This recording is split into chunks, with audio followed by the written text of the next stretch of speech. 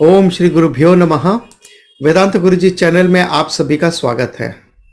तो आज है Q&A सेशंस यानी क्वेश्चन एंड आंसर का सेशन।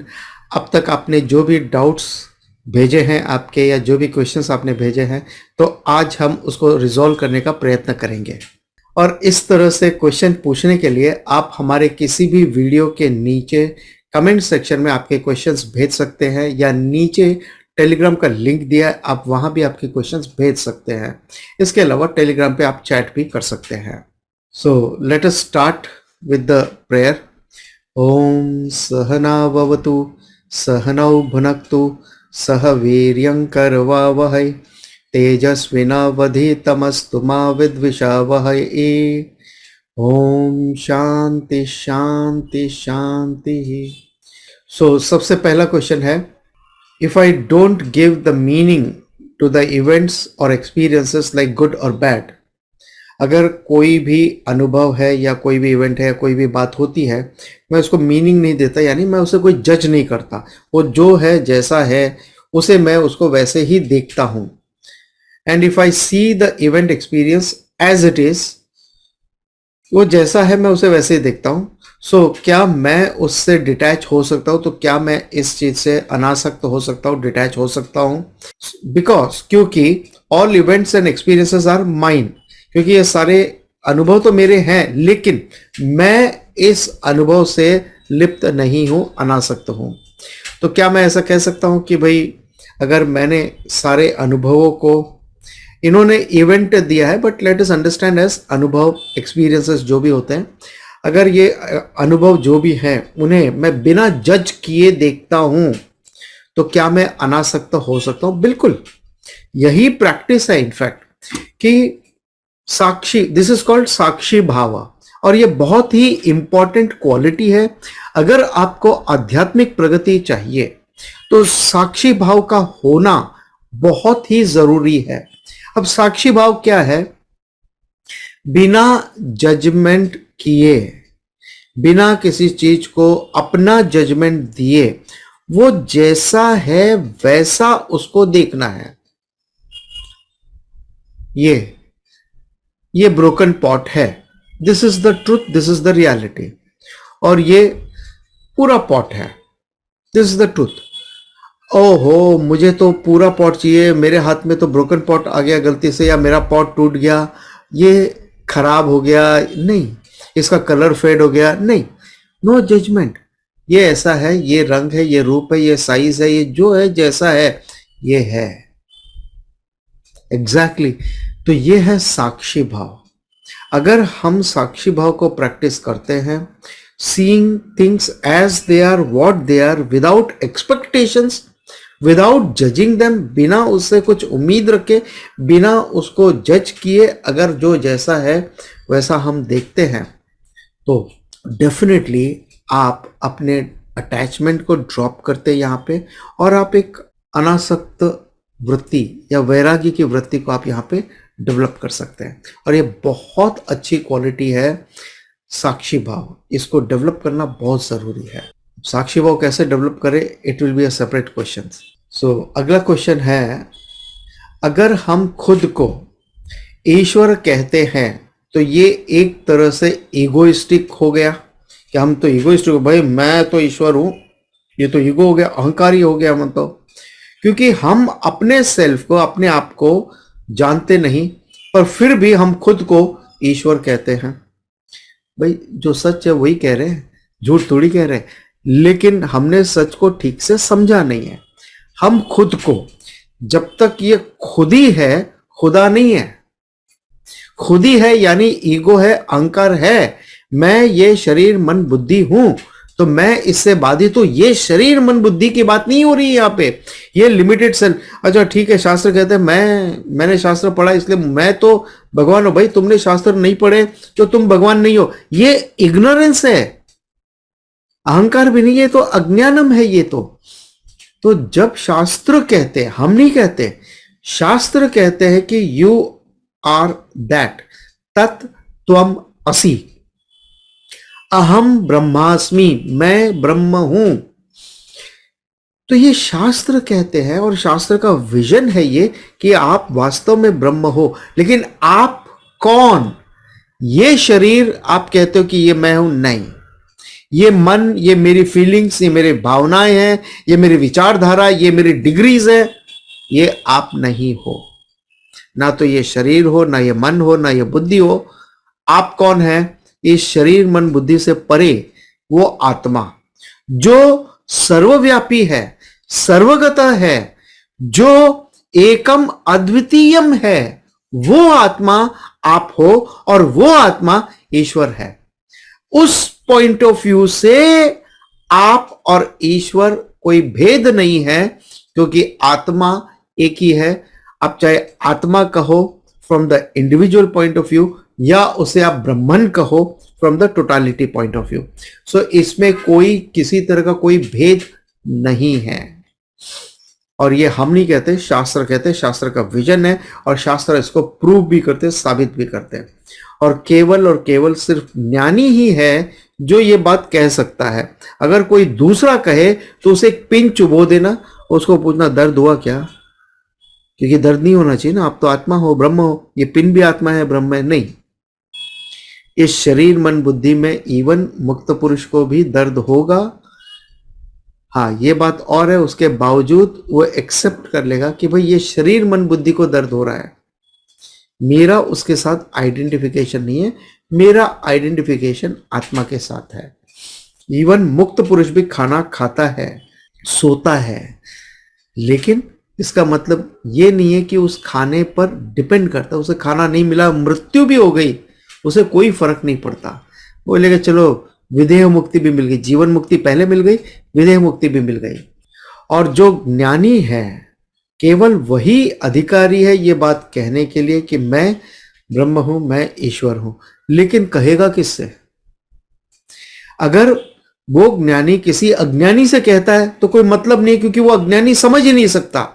दूसरा, अगर वो ज्ञानी दूसरे ज्ञानी को बताएगा, अच्छा आप भी ब्रह्मविद हो, मैं भी ब्रह्मविद हूं, आपको विजिटिंग कार्ड शेयर करने की जरूरत नहीं है, वहां पे किसी को बताने की जरूरत नहीं है, क्योंकि जो व्यक्ति सोया है वो सोया है, और जो जागरूक अवस्था में आ गया उसे पता है कि कौन जागा है, कौन सोया है।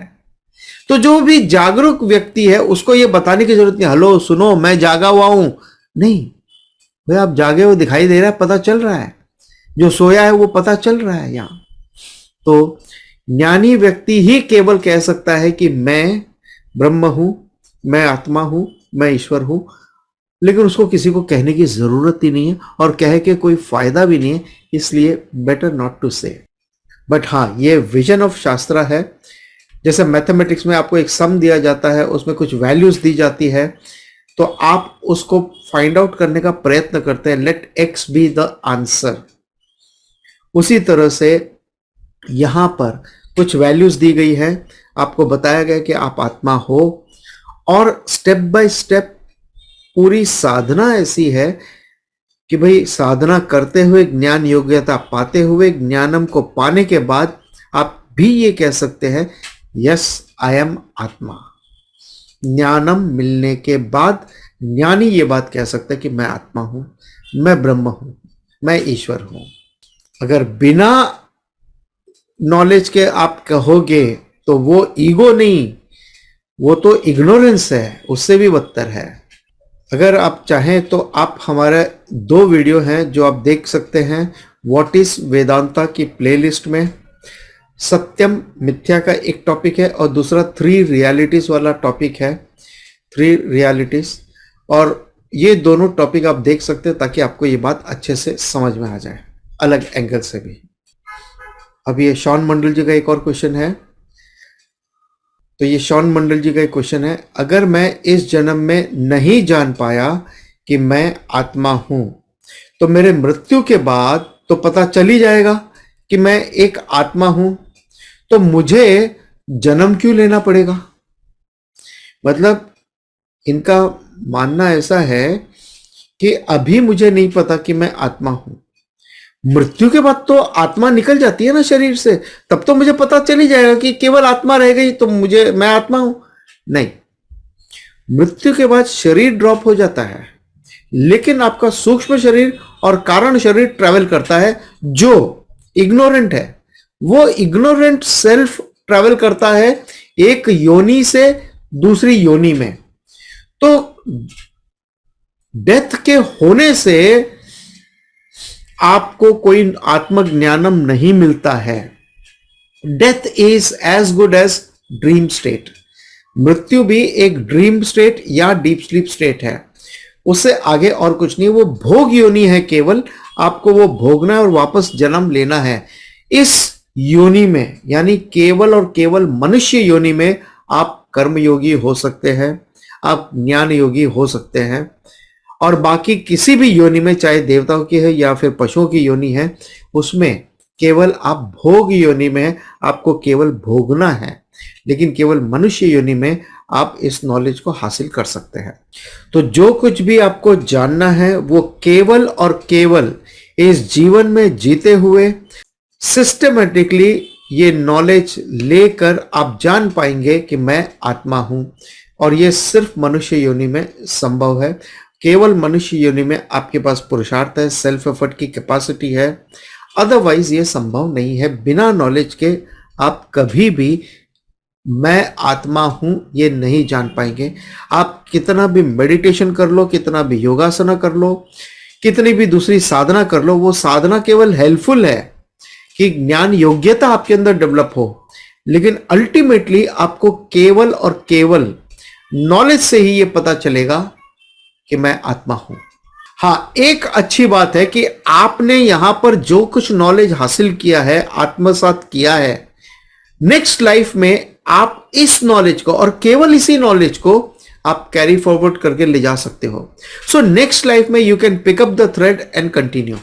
सो ऐसा नहीं कि इस लाइफ में अगर पूरा नहीं हुआ तो अगले लाइफ में फिर से जीरो से शुरू करना है, नहीं। आप जितनी मेहनत हो सके उतना अच्छा है। फॉर्चुनेटली अगर आपको ये अवेयरनेस आ चुका ऑलरेडी कि ब्रह्म का ज्ञानम आपको हासिल करना है, तो जितना एफर्ट लगा के इस जन्म में जो कुछ हासिल कर सको वो अच्छा है आपके लिए। अब हम चलते हैं हमारे अगले क्वेश्चन पे। अंकुश गौर जी का ये क्वेश्चन है, मोक्ष के बाद क्या होता है? क्या इंद्रिय रहती है या नहीं रहती? कुछ इसी तरह का क्वेश्चन अर्जुन का भी था कि वो मोक्ष मिलने के बाद जो स्थित प्रज्ञ है वो कैसे चलता है, कैसे उठता है, कैसे बैठता है, कैसे काम करता है, वगैरह इस तरह से। सो सबसे पहले हमको ये समझना होगा कि मोक्ष क्या है, मोक्ष का अर्थ क्या है। मोक्ष यानी मुक्ति, freedom. Freedom from what? Freedom from संसारा। संसारा क्या है? संसारा यानी मैं अधूरा हूं, इनकम्प्लीट हूं, मैं असंतुष्ट हूं, मैं खुश हूं, नहीं हूं, कभी खुशी कभी गम रहता है मेरे अंदर, तो मुझे परिपूर्णता नहीं है, मैं अपने आप को अपूर्ण समझता हूं। ये संसार है। इस संसार से ये जो स्पिरिचुअल प्रॉब्लम है, ये संसार इज द स्पिरिचुअल प्रॉब्लम। इस स्पिरिचुअल प्रॉब्लम से बाहर निकलने का एक ही मार्ग है, नॉलेज। जब आपको नॉलेज मिलता है तो आप इस स्पिरिचुअल प्रॉब्लम से, जो इग्नोरेंस की वजह से है, उससे आप बाहर निकल जाते हो। और जब आप बाहर निकल जाते हो और जब आप अपने आप को परिपूर्ण समझते हो, जान लेते हो कि मैं परिपूर्ण हूं, जब आप ये जान लेते हो, दैट स्टेट इज कॉल्ड मुक्त पुरुष और मोक्ष या स्थित प्रज्ञ या सेल्फ रियलाइज पर्सन। तो मोक्ष मिलने के बाद क्या होता है और क्या इंद्रियां रहती है या नहीं रहती है? तो अब आपने देखा कि मोक्ष क्या होता है, यानी नॉलेज मिला आपको और आपका इग्नोरेंस चला गया। राइट? आपको नॉलेज मिला और आपका इग्नोरेंस चला गया। और स्टिल नॉलेज मिलने के बाद भी मुक्त पुरुष इस लाइफ में कंटिन्यू कर सकते हैं। जैसे आप अपनी गाड़ी का इंजन स्विच ऑफ करने के बाद वो गाड़ी कुछ देर और चल सकती है। आप अपने पंखे को स्विच ऑफ करते हो, उसके बावजूद पंखा कुछ देर और घूमता रहता, वो मोमेंटम है। हालांकि वो हवा नहीं दे रहा है, हालांकि उसमें कोई अपनी कोई शक्ति और नहीं है, उसकी अपनी कोई इच्छा नहीं है। उसी तरह से जीवन मुक्ति मिलने के बाद, मोक्ष मिलने के बाद जी सकता है, कंटिन्यू कर सकता है। और अगर वो ऐसा नहीं होता तो हमारे पास मोक्ष का नॉलेज मिल ही नहीं पाता कभी भी। सो कोई अगर ये कहे कि यहां मोक्ष मिला और उसका शरीर गया, उड़ गया, छूमंतर हो गया, ऐसा कहीं नहीं होता है। तो ना तो ये शरीर जाता है या मन है, वो सब है, लेकिन चेंज कहां आया? कॉग्निटिवली, यहां बदलाव आया। तो ऐसा कुछ नहीं कि वो अदृश्य हो गया और ये कोई अनुभूति नहीं, बड़ा अनुभव हो गया या कुंडलिनी जागृत हो गई या इस तरह की कोई शक्ति है जो भन भन भन भन भन करके बह रही है यहां पे, या कोई चमत्कार हो गया, नहीं। It's a growing clarity. जैसे जैसे आपको नॉलेज मिलता जाएगा, आपका इग्नोरेंस जाता जाएगा। और शुरुआत में पहले मैं अकेला हूं, बाद में मैं यानी मेरा परिवार के साथ है, बाद में मैं और मेरी सोसाइटी है, मेरी लोकेलिटी है, उसके बाद में मैं और मेरा देश तक सीमित है, और उसके बाद में मैं यानी पूरी मानव समाज के साथ में मेरा आइडेंटिफिकेशन है, और उसके बाद में मैं यानी सारे ब्रह्मांड से मेरा आइडेंटिफिकेशन है। That is the final stage of moksha, final stage of identification है। मीनिंग दिस मैं और दैट मैं और मैं और वो अलग अलग का जो भाव है वो टोटली डिसॉल्व हो जाता है वहां पर। That is the state, final state of moksha, जहां कोई डिफरेंसेस नहीं रह जाते, जहां कोई ईगो नहीं रह जाता, जहां कोई भेद नहीं रह जाता। और ये कोई चमत्कार नहीं है, ये नॉलेज है। और अब ये नॉलेज के बारे में क्या आपको पता है? सामने वाले आदमी से मिलकर के आपने देखा उसको, क्या आपको देख के पता चलता है कि भाई उसको नॉलेज मिल गया? कि नॉलेज मिल गया तो उसके यहाँ पे 2 सींग आ गए या कान बड़े हो गए, उसके नाक बड़ी हो गए, ऐसा कुछ है? नहीं। व्यक्ति वही है, उसके पास में कितना नॉलेज है आपको भी नहीं पता।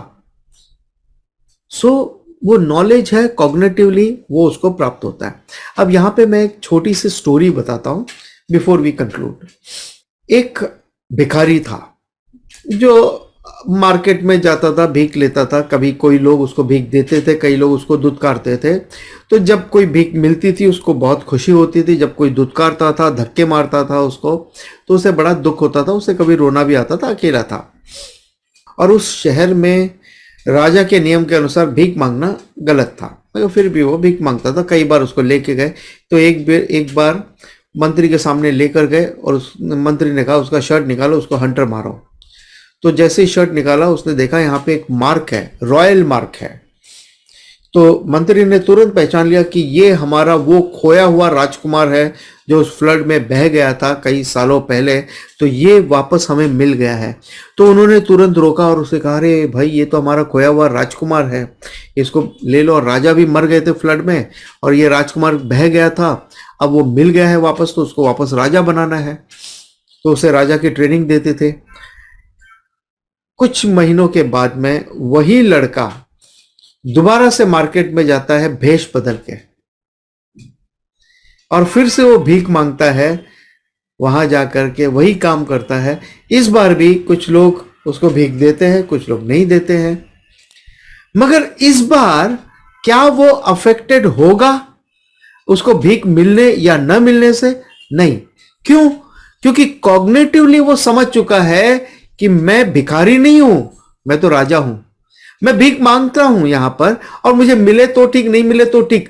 उसी तरह से जो मुक्त पुरुष है वो इस दुनिया में अपने सारे नियमों का पालन करता है एक आम इंसान की तरह, लेकिन वो सुख दुख से फ्लक्चुएट नहीं होता। उसका माइंड बाहरी सुख दुख पे डिपेंड नहीं करता। क्यों? आत्मनि एव आत्मना तुष्ट, यानी वो खुद में खुद से संतुष्ट है, इसलिए वो हमेशा नित्य संतुष्ट है। वो बाहरी वस्तु व्यक्ति पे निर्भर नहीं करता। परहैप्स ये स्टोरी बड़े काम की है अगर आप इसको समझ पाओ। सो let's conclude with today's session. और इस तरह के क्वेश्चंस पूछने के लिए आप हमारे किसी भी वीडियो के नीचे कमेंट सेक्शन में आप आपके क्वेश्चंस भेज सकते हैं। इसके अलावा अगर आपको ये वीडियो, हमारे आंसर अगर आपको पसंद आते हैं तो आप लाइक करें, दूसरों के साथ शेयर करें। और अगर आप हमारे दूसरे लाइव सेशन से जुड़ना चाहते हैं और सिस्टमेटिकली भगवत गीता वेदांता शास्त्र को ऑथेंटिक वे में समझना चाहते हैं तो आप हमारे जूम के सेशंस भी रेगुलरली अटेंड कर सकते हैं। ताकि आपको शास्त्र का नॉलेज ऑथेंटिक वे में सही ढंग से आप तक पहुंच जाए। तो जो गुरुकुल पद्धति में हमने पढ़ाई की, लेकिन गुरुकुल में रह कर की, लेकिन अगर आपके पास गुरुकुल जाने का समय नहीं या उतना आप डेडिकेशन नहीं दे सकते, कोई बात नहीं, ऑनलाइन में भी उसी सिस्टमेटिक स्टडी को आप यहां पे हासिल कर सकते हैं। So let's conclude with the prayer. ओम पूर्णमदः पूर्णमिदं पूर्णात् पूर्णमुदच्यते पूर्णस्य पूर्णमादाय पूर्णमेवावशिष्यते। ओम शांति शांति शांति। ओम तत्सत।